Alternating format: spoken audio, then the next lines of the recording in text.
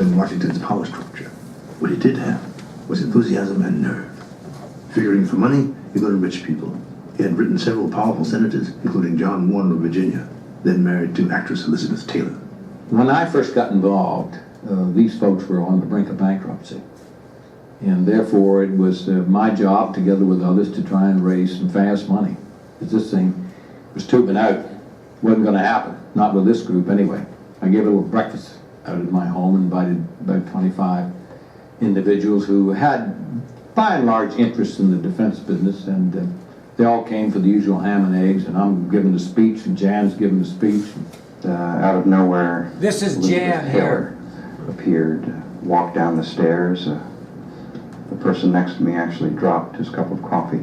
Of course, the audience, their attention left Jan and myself and went over there. And she said, after listening to this dissertation, she said, all right, you've already contributed what you were asked, but not a one of you is going to leave this room until you double it. And that happened. I recall... The story behind that is Elizabeth Taylor. You're pretty young and your folks might not know her, but she was a very famous actress, probably other than Marilyn Monroe, maybe one of the most glamorous and big-time actresses at the time. And she was married to Senator John Warner of Virginia, that other guy that spoke. And they brought these big money people in because they were running short on funds for this. And she basically stated to him when she entered the room that all of you have already contributed this. No one's leaving unless you double your contribution. And as he said, everybody did. She was a very famous actress and had a lot of pull. So this money thing is an issue on this wall too. In those very difficult times in 1981 and 82, when Jan was being challenged, Jan's board, the concept of the wall was being severely challenged. It was John Warner who put his credibility, his leadership on the line, and essentially said this is going to happen. He also visited the office of Senator Mathias of Maryland. Senators Warner and Mathias would become the project's first two congressional supporters. It was the work of many hands. That's the first thing to understand. But what we were able to do in the Senate was to get the legislation underway which authorized the construction of the wall and the site in which it is now located. Well, it struck me as a wonderful idea because the Vietnam veterans deserved not only the memory that the wall brings back for so many, but deserved the honor that comes from this hallowed memorial. The plan was risky. The mall was the most prime real estate in all of Washington, and going directly through Congress and bypassing the Washington establishment was sure to draw political fire. The veterans decided the site was worth the risk. On November 11th, 1979, Senator Mathias and John Warner held a press conference to announce a bill granting 2 acres next to the Lincoln Memorial for a Vietnam Veterans Memorial. Senator Warner and I introduced it, and we were supported ultimately by every member of the Senate, 100 senators, which is a nearly unprecedented event. On April 30th, 1980, the Senate unanimously passed legislation granting the veterans the memorial on the mall. Still, it had to be approved by the House of Representatives. And it has been one of the more moving memorial, and it has been a privilege and honor for the National Park Service to serve the 1 million visitors annually who come to the memorial. It has invoked an outpouring of the American people in commemorating the sacrifice that were made by so many men and women who contributed to the Vietnam War. Trouble loomed in the House in the form of Phil Burton, Democrat of California. Burton, an ardent opponent of the war, was suspicious of the memorial. As chairman of the subcommittee overseeing public lands, Burton potentially had the power to still kill the project in committee. And he goes, your bill's dead. It's dead because you didn't talk to me and you went to the wrong committee. Unfortunately, we showed him that we had a balanced group of people supporting the memorial, everyone from General Westmoreland to George McGovern, and we had all political persuasions backing us in the legislation. And after considerable debate, Congressman Burton said, you know what, I'm not going to block this legislation. Finally, July 1st, 1980, in sweltering 100-degree heat, with politicians and veterans, some in wheelchairs, looking on, President Jimmy Carter signed legislation giving the vets their cherished spot on the mall. Still, the dream of a memorial reconciliation was a long way off. But to raise the millions needed would require a massive mailing and fundraising drive. The committee's first fundraising letter was signed by Bob Hope. Hi, this is Bob Hope. Congress has dedicated 2 acres of land in Washington, D.C. as a site for a memorial to honor veterans of the Vietnam War. This simple memorial will be built entirely by private funds from citizens like you and me to remember the 57,661 Americans who lost their lives in Vietnam and the 2.5 million who served there. Let's not forget them. Bob Hope, and again, I've got to go back through history a little bit. Bob Hope was kind of the guy that was famous before Johnny Carson. Johnny Carson was famous before Jay Leno. Jay Leno was famous before, who's the guy that has it now? Jimmy Kimmel, right? Is that him? But anyway, Bob Hope was a huge entertainer, and he used to go all the time over to Vietnam and entertain troops, and he would bring Marilyn Monroe with him. And so he was a huge supporter of our troops in the field. And when he stood up and said, we need support for this wall, it made a huge difference. Sir, Yeah. Bob Hope. I just wanted to say that the number that they said on there was different than the number on the test. What, for what? For what? The number of troops. The number of troops. What did it say? 57,661. That were killed in Vietnam? Yeah. Well, just keep listening. The great patriot, we were able to persuade him to sign a letter which went to millions of households requesting donations for the Vietnam Veterans Memorial. And Bob Hope was the guy that sort of saved the day for us. In the end, funds would come from all over the country, from individuals, corporations, and veterans organizations. By early 1981, the vets began to have major success at fundraising. It appeared that the memorial would have financing. This guy right here, his name is Rocky Bleier. Anybody know who that is in history? Rocky Bleier was a very famous running back for the Pittsburgh Steelers during their 4 Super Bowl wins. He had gone to Vietnam. He had a foot shot off in Vietnam. He rehabilitated and came back and had a distinguished career with the Pittsburgh Steelers with basically missing most of his foot on his right side. So he was a big advocate for this wall and a very famous personality that fought for it because of his perseverance when he served in Vietnam. The site was secured. Now it needed form. They decided a design competition, keeping with the American spirit of free and open competition, would give the public a voice. Now here's another personal story. This guy right here is Senator John Melcher. He's from my hometown of Forsyth, Montana. I played football with both of his sons, and he was a very famous senator, not quite to the magnitude of Mike Mansfield, but very well-respected senator from Montana who was very much behind this. So now they're looking for a design for the wall. In the project, the fund had received 1,421 entries. In the end, the jury would vote entry 1026, the unanimous winner. The design was the work of a young Yale architecture student of Chinese-American descent, Maya Ying Lin. Maya Lin came up with an amazing system of displaying the names, which is almost brilliant in its simplicity, a memorial that you walk down into, a memorial where the names, you see the names and you see yourself beyond the names. Only the granite we used on that wall, the polished black granite, has that mirrored effect. So you see the names, you see your own reflection, you're reminded that you're alive. You're reminded that others have given their lives in a great tragedy. Maya Lin's design was unveiled on May 6th to a stream of positive reaction in the press. A monument of extreme dignity and restraint, raved the New York Times. From the Washington Post, it seemed too much to expect that a worthy memorial could emerge from the mess that was Vietnam. But it did. Although the design had won over the elite in the press, the veterans still had to sell it to the public. The biggest problem we had in getting the Vietnam Veterans Memorial built was a Texas billionaire named H. Ross Perot. Early on, when he heard about our effort, he was very supportive in giving us a sizable contribution, which we were very appreciative of. That is quite a contrast then to after the design was selected, that Mr. Perot really turned against the memorial effort in the design that was selected, that was done by Maya Lin. He didn't like the design. He and others referenced it as the Black Ditch of Shame and the Wailing Wall of Shame, and I want a big, magnificent statue. And of course, the statue of the three men and the flag was the compromise, as you know. But Perot wanted to redo the competition.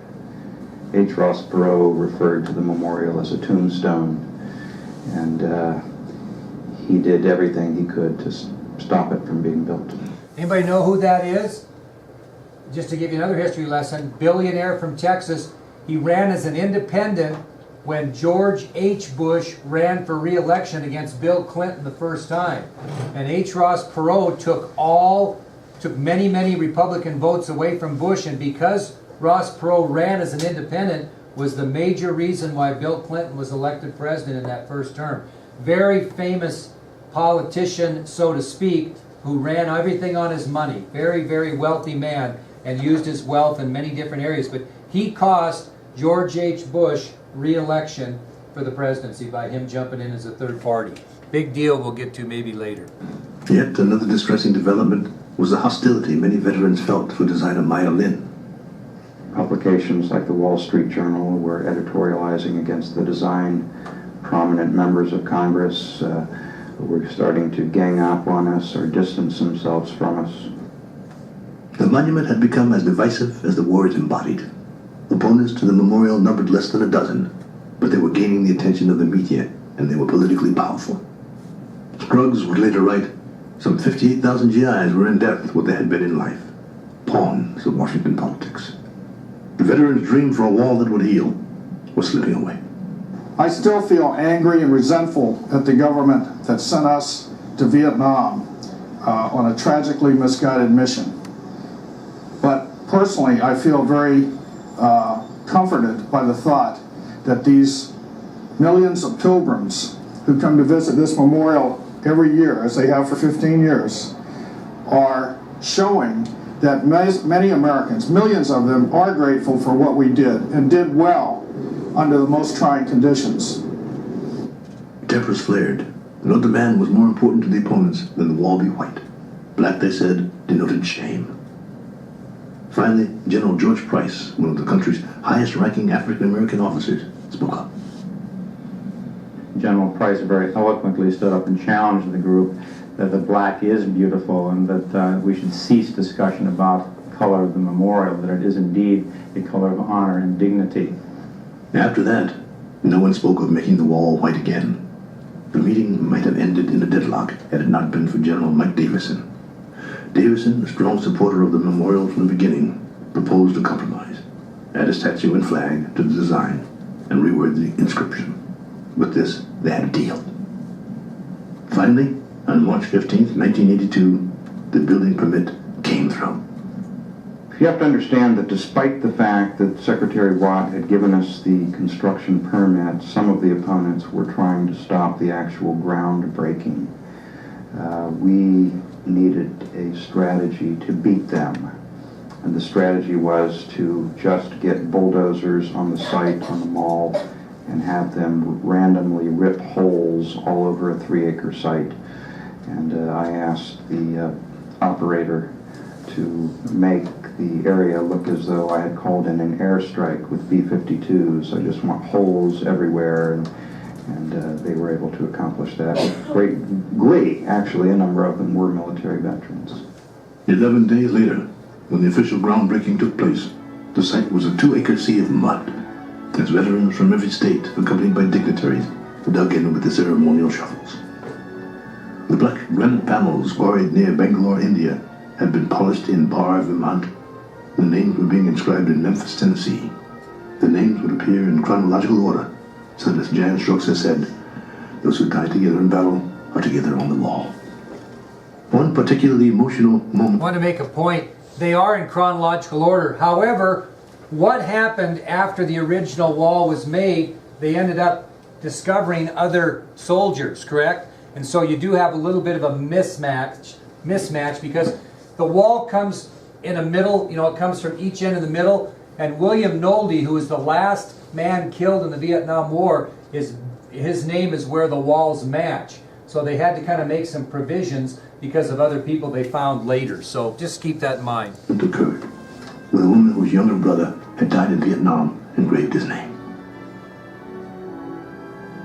Word that the continuing controversy over the design might give Secretary of the Interior Watt an excuse to cancel the construction permit. The vets called the engravers in Memphis in July and asked that one of the finished panels immediately be trucked to the wall.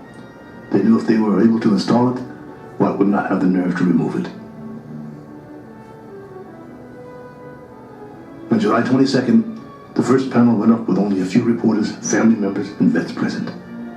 The construction workers at the site removed their hard hats and stood silently as Jan Scruggs introduced the families. The family members approached the panel and each left red rose. And then they did something unexpected. They touched the names on the stone.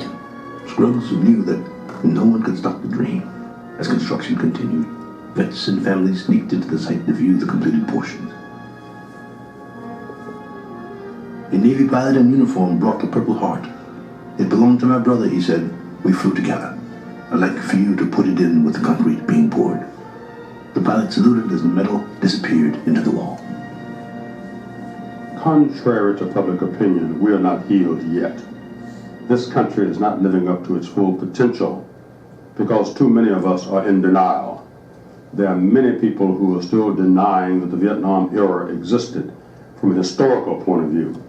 We have to correct that. As word of the dedication spread around the country, vets began to gather in the city. One man walked 3,000 miles to Washington, wearing combat fatigues and carrying a full combat pack, just as he had 12 years earlier in Vietnam. People hitchhiked, drove in broken-down cars, and piled in pickup trucks, but they came, 150,000 strong.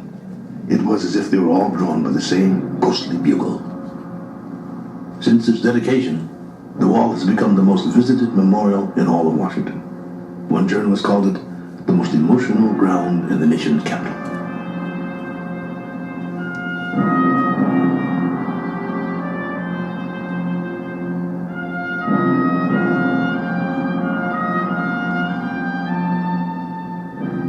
And when I saw that wall, the tears came to my eyes and I choked up, and I found it a terribly moving experience. It is an appropriate honor for those who served and those who fell.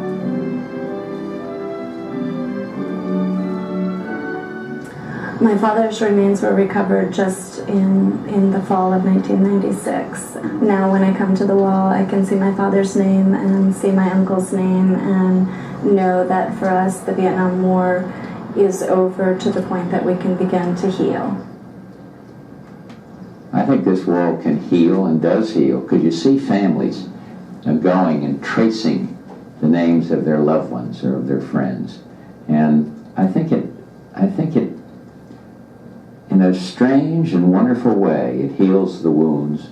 It makes the hurt of losing a loved one a little less. I'm sure that's true. I often think about my dad, and I can come down here and look at his name and realize, you know, that in this whole world, I'm not the only one that's had a loss. Millions of people have visited the Vietnam Veterans Memorial in the past 15 years. The wall draws visitors 24 hours a day, veterans, friends, and families of those whose names are on the memorial, and tourists who come out of respect or simple curiosity. Most families and friends who come back to seek a loved one's name on the wall make a rubbing of it to bring home. Well, I remember going there with my wife Elizabeth, and we were overwhelmed. I mean, you know, we'd heard all the criticism, and we'd seen the pictures, and we'd seen some of the television. We thought it was a remarkable monument, fitting, sort of lifted your spirits. There were a lot of people there that day, as I recall. Some were rubbing the names, and it was a very emotional time, too. We care. American people care. You did make a difference. You answered your country's call, rightly or wrongly. I think that's what it says. On any given day, extraordinary stories surface from those who have come to see the wall. I've been here a number of times, and I was in one station with a unit here at Anacostia Naval Station, and we used to run all the way from Anacostia to the wall. And it wasn't until, I think maybe the second or third run, that we were running along, and one of my fellow Marines noticed that I was getting a little misty. And I explained to him that I had a relative on the wall and that it was somewhat moving to know that I'm a Marine as well as him being a former Marine. I was just thinking about the things that he might have gone through being in Vietnam. I like to think we have 3 areas that we're trying to cover as we look toward the future. One is to ensure that everyone continues to remember the service and the sacrifice of Vietnam veterans, so that's never forgotten. The second is that the wall continues to provide the healing that people who weren't veterans need over that era in our time. Vietnam era citizens get what they need from the wall. And the third is that a new generation and all the generations that follow have the resource they need to get education and information about the era in our nation's history and also about the wall itself. See, that's very crucial to me. That wall is up there for 3 reasons.